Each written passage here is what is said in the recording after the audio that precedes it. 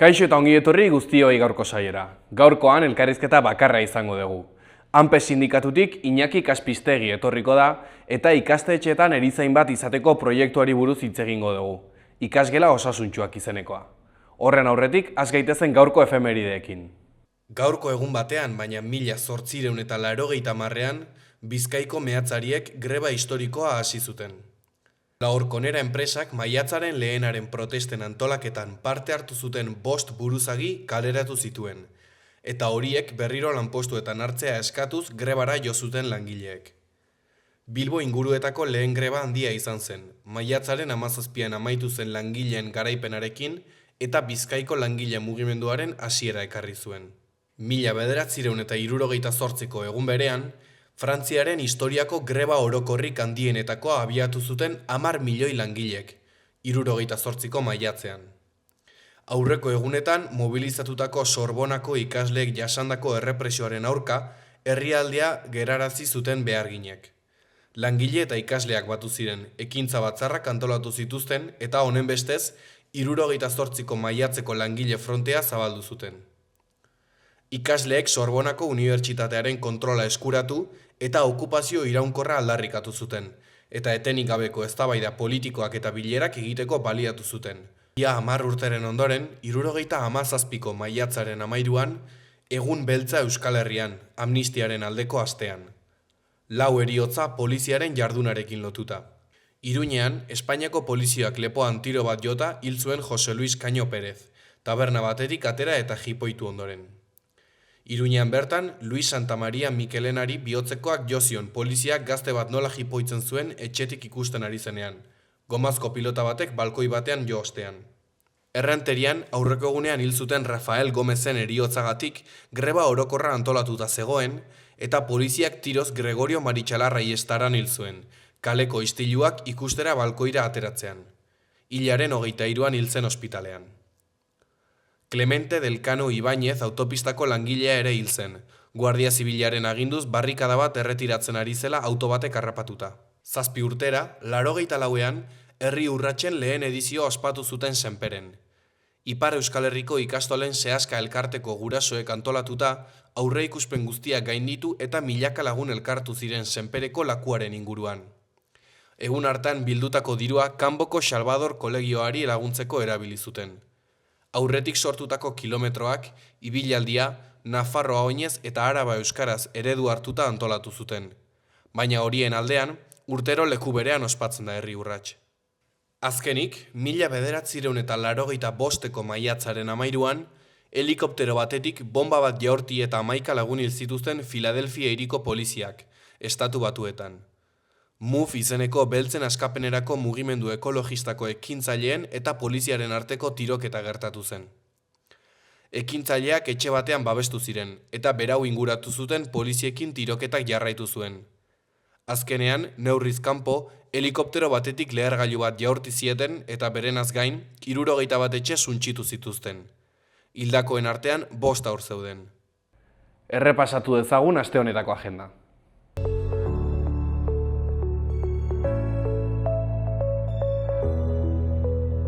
Aste azkenean, beste begirada bat, Xavier Bermudezen Leoni Olbido filma.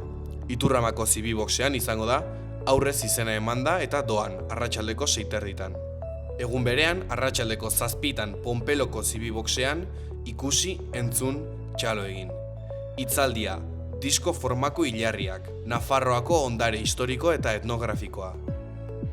Larun batean, ipuin kontaketa, El más anciano de los cuentos. Sarrera librea izango da, 12an Milagrosako zibiboxean eta arratsaldeko 6:00 Pompelokoan. Azkenik, Europako zinema. Jean-Pierre Dardenne eta Luc Dardenen Recién nacidas filma. Kondestableko zibiboxean, doan, aurrez izena emanda arratsaldeko 7:00. Orain, gaurko komunikabideen azalak aztertuko ditugu. Diario de Noticias egunkarian horrela dio lerroburu nagusiak. Nafarroak unibertsitateko beken dirusarrera muga 122 igo du. Lehenengo puntuan, ia 500 onuradun berri aurre ikusten dira. Bigarrenean, eguneratzea metatutako KPI-an oinarrituta dago. Nafarroan 2012tik aurrera 500.000 euro inguru gehiago kostatuko da. Hirugarrenean, beka hauek Hezkuntza Ministerioarenak osatzen dituzte eta 3,3 milioiko urteko aurrekontua dute. Argazki nagusian, Mark Pubilek Budimirren aurka egindako defentsako ekintza partidaren azken txanpan. Honen titularrean, hobea baina saririk gabe. Atletikoren aurkako porrotak 1 eta 2 ligako azken txanpa zaildu dio Osasunari. Goiko berrietan, horiz, 31 artista Sanferminetarako. Bestetik, laugarren birziklapen sariak imaginazioa saritzen du. Eskuineko berrietan, Barkosek iradokizunaren legezkotasuna defendatzen du gobernuan. Azpian, Auzitegi Gorena. Aldi baterako langileak lehiaketa oposizio bat gainditu ondoren bakarrik bihurtuko dira behin betiko. Ondoren, Solak eskatzen du erizainei kasu akutuetan errezeta egiteko baimena izatea. Jarraian, Korellak Riverpork megabaserri proiektuaren aurka egin du. Azkenik, aeroespazio enpresek aliantzak bilatzen dituzte Nafarroan. Diario de Navarra egunkarian horrela dio lerroburu nagusiak. Aldi baterako langileak Nafarroan. Gobernuak 5,6 milioi ordaindu dizkie kaleratutako 932 aldi baterako langileei. Auzitegi Gorenak baztertu egin du lehiaketa azterketa gainditu ez dutenak behin betiko izendatzea. Irudi nagusian, Ante Budimirrek ez zuen bere gaua izan eta hainbat gol aukera galdu zituen. Honen titularrean, beste trompas larri bat. Osasunak Atletico de Madrilen aurka galdu zituen aukerak eta bizirauteko itxaropenak argitu gabe jarraitzen dute. 2 partida besterik ez direla geratzen. Eskuineko berrian, Barkosek ukatu egin du Antxon Alonsorekiko lehentasunezko tratua eta bere gobernuko ustelkeria. Goiko berrietan, Sanferminak, 14 kontzertuak Gazteluko plazan. Ondoan, unibertsitateko beka aukera gehiago. Azkenik, Angelita Alfaroren errezetek 26 liburu bete dituzte dagoeneko. Berria egunkarian aldiz honela dio lerroburuak. Espainiako Auzitegi Gorenak ate bat zabaldu die azterketa gainditua izan eta behin behintzan denbora daramaten langile publikoei. Argazki nagusian, larrikatua Downing Streeteko 10. zenbakian. Ara iritsi zenetik 6. lehen ministroa da Keir Starmer. Honen titularrean, beste lehen ministro bat larri Downing Streeteko 10. Joan den hauteskundeetako emaitza txarrek sokatira eragin dute alderdi laboralistan. Eskuineko berrian, Max Brisson LR-ko senatariak dio. Ideien bataila irabazten ari dira abertzaleak, eta gainerako gibeletik korrika indar politikoak ari dira. Beko berrietan, AEKak eta IKak ontzat jo dute Jaurlaritzaren euskara bonua. Jarrai dezatela norabide horretan, diote. Azpian, gaur botilako sagardoa. Ondoan, Zegamatik Aizkorrira lasterketa 25 urtez. Jarraian, EAJak konponbide zentratua eskatu du euskara eskakizunen afera moldatzeko. Goiko berrian, Arantzazu, bizitzaren argia sartzeko beirateak. Gara egunkarian horrela dio lerroburu nagusiak. Itsasok berriro aurkeztu du protokoloa Donostiako 5.000 apartamentuetarako. Lakuako etxebizitza sailburuak protokoloa publiko egin zuen 2025ko otsailean. Atzo, EH Bildurekin talka egin zuen, zeinak bezperan etxebizitza arazoari aurre egiteko proposamenaren puntu nagusiak iragarri baitzituen. Argazki nagusian, barne presio gero eta handiagoa dago Keir Starmerren gainean. Downing Streeteko 10. zenbakiak uste baino askoz lehenago izan dezake bizilagun berria. Alderdi laboristaren emaitza negargarriek eragindako Britania handiko gobernuaren barruko atsekabeak, azkenean Keir Starmer lehen ministroaren erorketa ekar dezake. Idazteko unean, 12 diputatu laboristek bere dimisioa eskatzen zuten, eta gobernuko 5 kidek dimisioa eman zuten jada. Lehen ministroak uko egiten dio borondatez alde egiteari. Tartean, Osasuna. Txertoen batzordeak bere txostena leundu zuen argitasuna hobetzeko. Bestetik, Eugenia Godoy Uruguaiko NJ-ko zuzendariak dio, bizi proiektu bat bermatu behar da. Eskuineko berrian, Tribuna, Unai Fernández de Betoño, ezkutu soziala norentzat. Ezkerreko berrietan, Arabiar Emirerri Batuak Israelen alde daude gerran. Bestetik, osasunak Europa ahaztu eta sailkapena begira jarri da Atletikoren aurka galdu ostean. Euskal Herria irratiari dagokionez, honela diote berriek. Tiro poligonoarekin segitu nahi dute UPN, PSN, PP eta Voxek.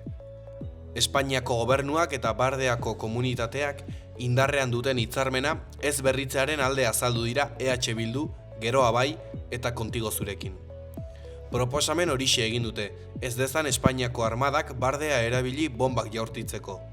Aldiz, une hauetan gehiengoa duten UPN, PSN, PP eta Vox ez datoz bat Bardeako tiro poligonoa desegitearekin. Eskuineko berrietan, goian, fiskaltzara eramango du osasunbideak sexu jazarpena salatu zuen langile baten kasua. Fiskaltzara bideratu du osasunbideak ospitale unibertsitarioko goi kargu batek osasun profesional bati egindako sexu jazarpen kasu bat. Ikerketa batzordeak ondorioztatu du badaudela jokaera batzuk delitu zantzuak jaso ditzaketenak. 50 pertsonari egin die galdeketa gertaera horien inguruan eta txostena osatu du. Behan, Aitor Zandueta, Orkoien eta Euskara bereizi ezinak dira. Orkoienen Euskararen eguna ospatu berri dute. Ospatu bai, baina aldarrikatu eta salatu ere bai.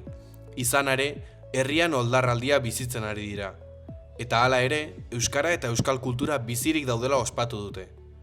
Euskararen kontrako oldarraldia udala uspotzen ari da, baina jakin behar du Euskara beti egon dela herrian eta bereiz ezinak direla. Esan du Aitor Zandueta, Orkoiengo euskaltzaleak taldeko kideak. Behar duzun guztirako, aseguru bat dago. Nire auto elektrikorako? Jakina, eta nire bizikletarako, Eta nire patineterako?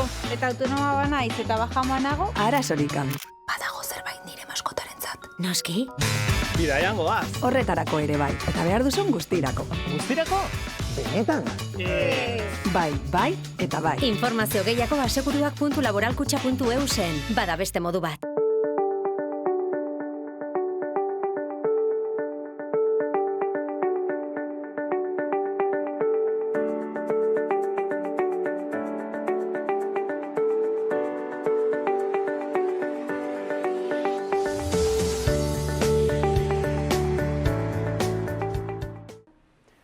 Kaixo eta ongi etorri gurera, Iñaki, zer moduz? Oso ongenago, mila esker, gonbidatzeagatik.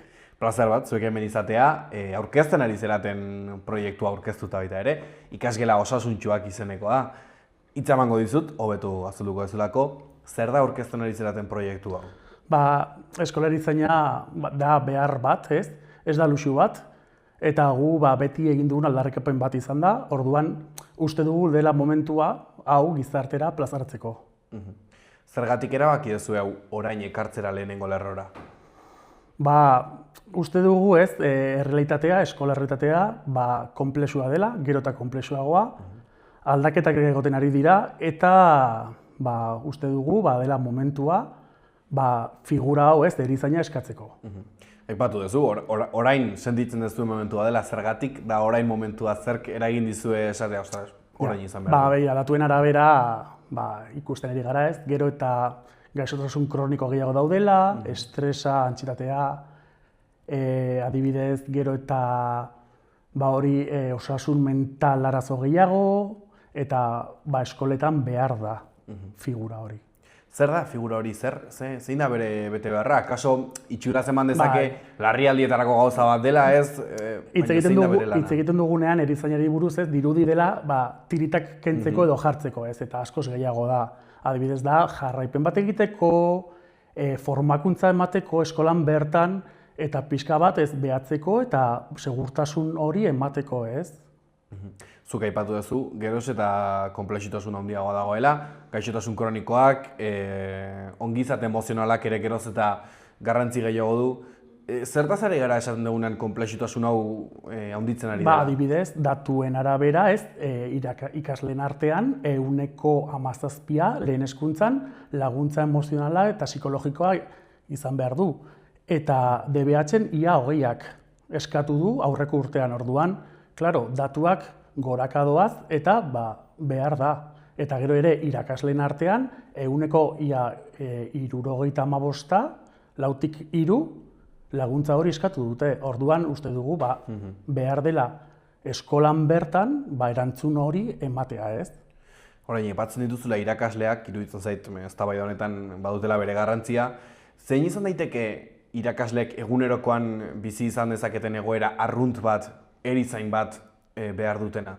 Ez badago erizaina, adibidez, gertaera bat ez bakarrik hori zauri bat adibidez, krisi emozional bat, edo adibidez, izatea asko daude gaixotasun arraro batzuekin, orduan profesional bat egotea segurtasun asko ematen dio, irakaslari, eta baita ere, kentzen dio pixka bat gainkarga hori, ez? Osea, azkenan irakasleok gaude, edukiak ezteko, jarrerak, prozedurak, baina baita ere, emozionalki behar dugu laguntza pixka bat hori, ez? Arlo horretan. Irakasleak prestatuta daude egoera horiei aurre egiteko? Orokorrean ez, egiten dugu agian, ez? Orozpen formakuntza bat, ez? Eta kasu horretarako ez gaude prest. Orduan, klaro, gertatzen bada halako arazo gertaeraren bat, klaro, sentitzen gara pixka bakarrik eta ez gaude prest aurre egiteko. Zuk aipatu duzu, datuak gora doazela, gaixotasun kronikoak, antsietatea edo estresa edo izan ditezkela baita ere, laguntza psikologikoa geroz eta gehiago behar dela, zer gertatzen ari da? Uste dut ez, eskola, hezkuntza sistema ez, gizarte bezala aldatzen ari da. Orduan da, isladatzen da zer gertatzen ari den gizartean. Ez dakigu, pandemia eta gero, edo komunikabideak, sare sozialak ez dakigu ez, zehazki oraindik, baina badakigu handik doala ez, arazoa. Orduan da, gizartearen isla. Klaro, hori ere, pandemiarena ez duk aipatu duzu, baina hemen askotan edozein elkarrizketaren inguruan asko aipatzen dute. Pandemiaz geroztik gauzak aldatu egin dira. Aldatu egin dira, bai. Zuek ere asko nabaritu duzu hori? Aldatu egin dira, gero eta kasu gehiago etortzen dira ez, txikitatik, arazo hori, gogorra baina arazo mentalak, orduan oso txikitatik eta ez bakarrik fisiologikoak ez, eta mentalak eta orduan horri aurre egin behar diogu modu batean, eta horregatik erizaina da gure lankide, izango litzateke gure lankide oso boteretsua. Erizainik ez egoteak eskola batean, ze ondori izan ditzake ikasleen egunerokoan adibidez? Adibidez, halako krisia gertatzen bada, edo irakasleengan ere bai, zen gara pixkat bakarrik ez, orduan, klaro, ezin diogu erantzuna eman. Klaro, zaintza emozionala eskolaren parte ere bada?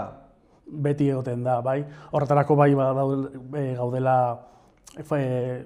formakuntza jasotzen dugu, baina ematen diogu noski azkenean ez, irakasleak, tutoreak, egin behar dugu hori ez. Ez bakarrik jarraipen akademikoa, baita ere emozionala eta sentimenduei ere garrantzia handia ematen diogu, noski.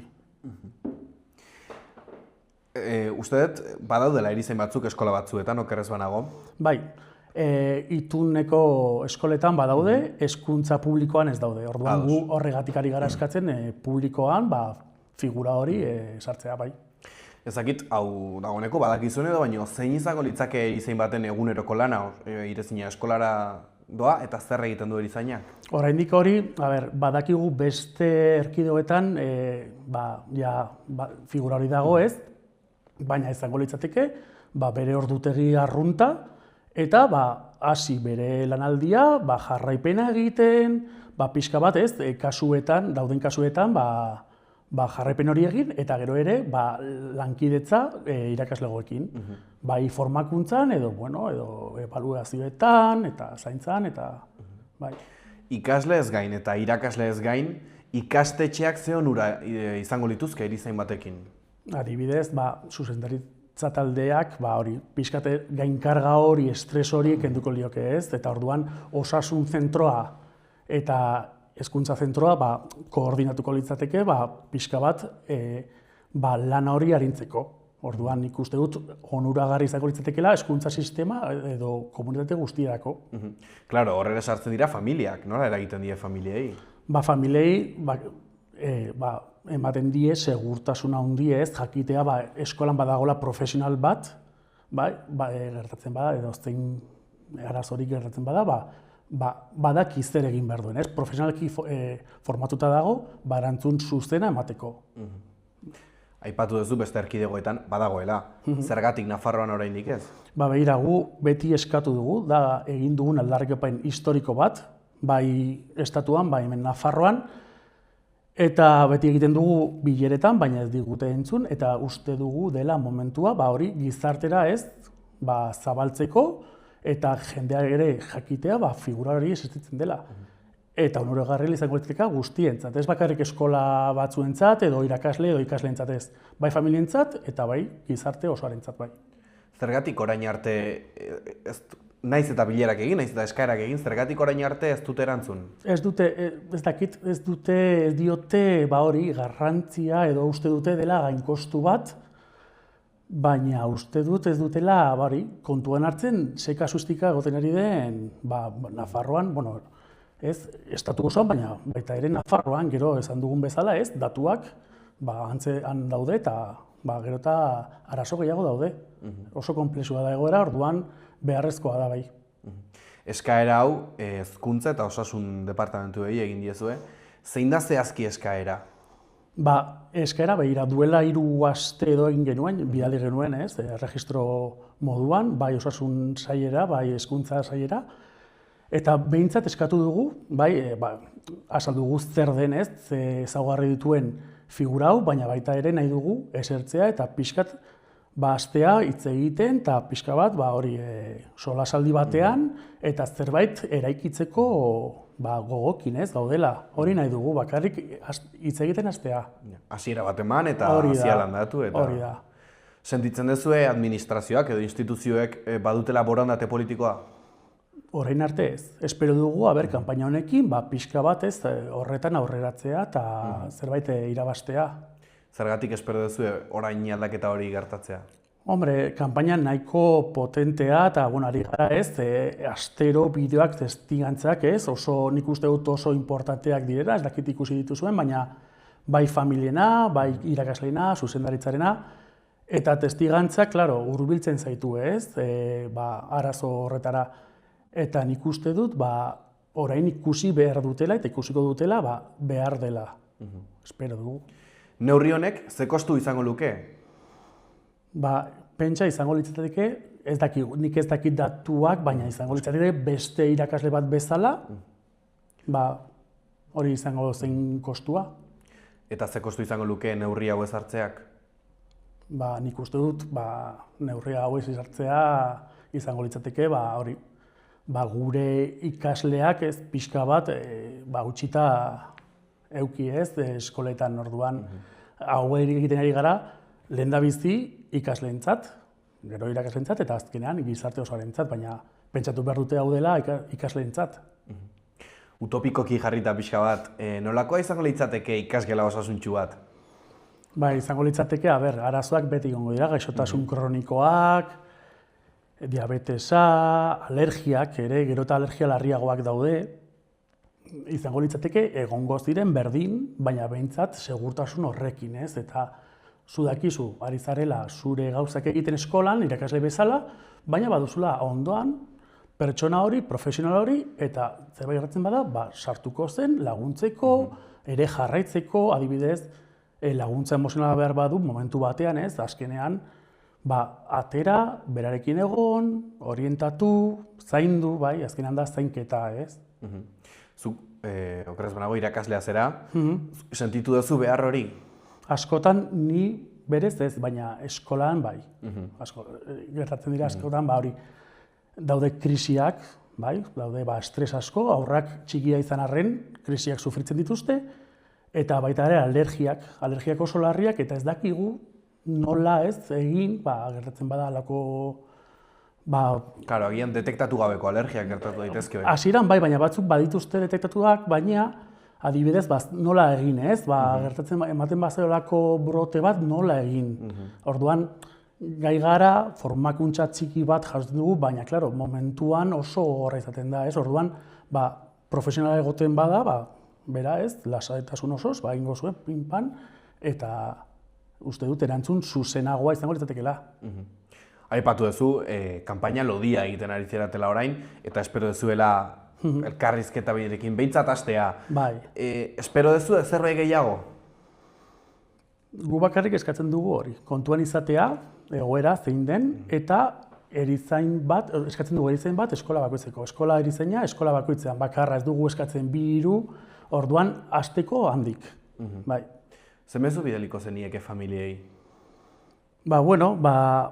Gu ez dakit gurekin egotea, gero 30-an, maiatzeko 30-an egingo dugu kaleratze bat, jungo gara, konzentrazio batez, eta deitzen diogu gurekin ez laguntzeko, dena hau egiten ari garen guztia da bere seme alabentzat, orduan behar dugu bere laguntza.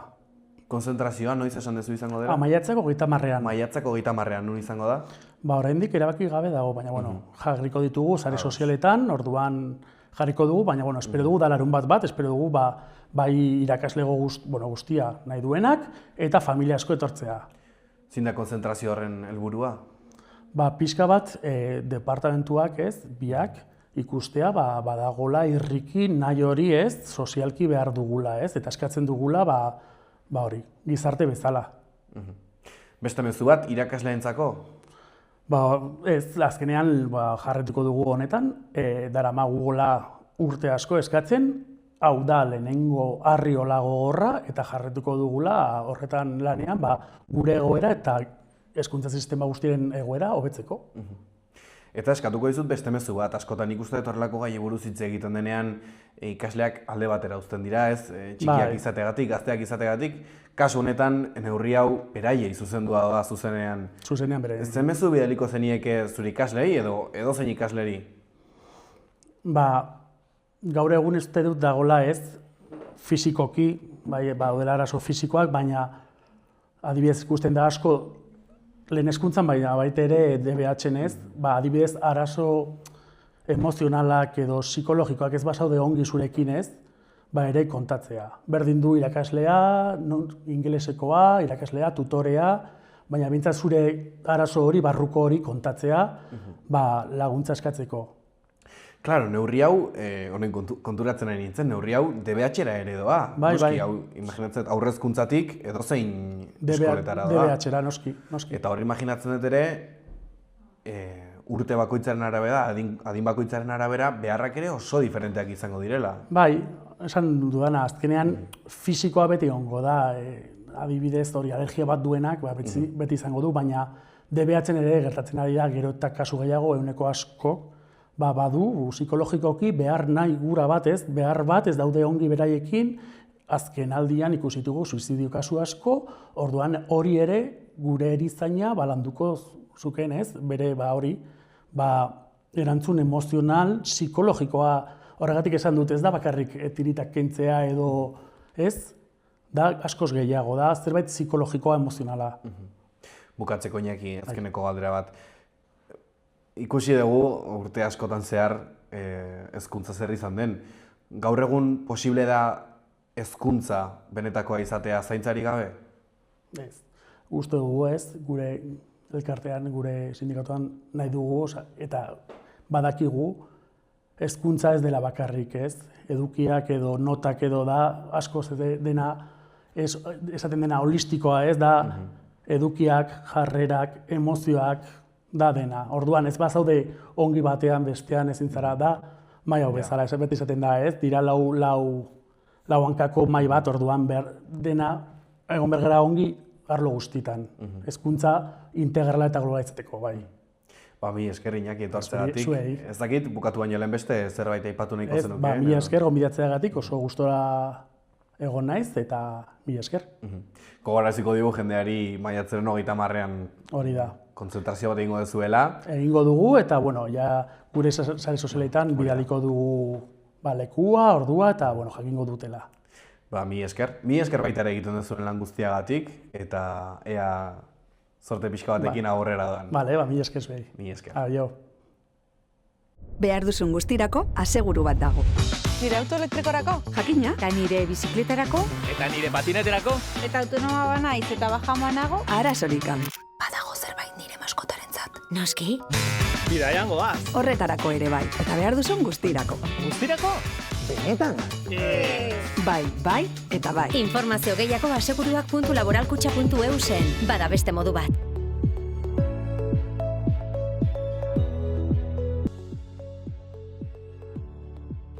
Aste azkenean eguraldiak udazkeneko itxura hartuko du. Giroa goibela izango da eta temperatura maksimoak 15 edo 16 gradu ingurukoak izango dira. Ipar-mendebaldeko haizea indartu egingo da, bolada gogorrekin, batez ere arratsaldean eta hegoaldean. Zerua hodeitsu edo oso hodeitsu egongo da eta tarteka zaparradak egingo ditu, batez ere iparraldean. Ostegunean, iparraldean euria ugariago egingo du eta giroa, bertan, goibela eta bustia izango da. Hegoaldean, euria urria izango da eta noizbehinka ostarteak zabal daitezke. Ipar-mendebaldeko haizea indartu egingo da, bolada oso gogorrekin kostaldean eta Ebro ondoko eskualdeetan. Temperatura maksimoak 2-3 gradu jaitsiko dira eta udazken itxurarekin jarraituko dute.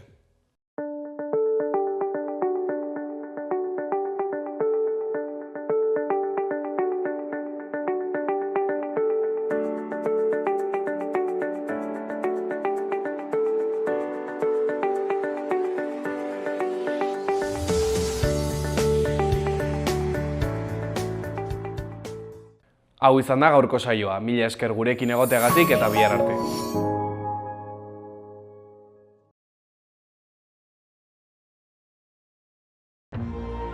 Gobierno de Navarra. Nafarroako gobernua.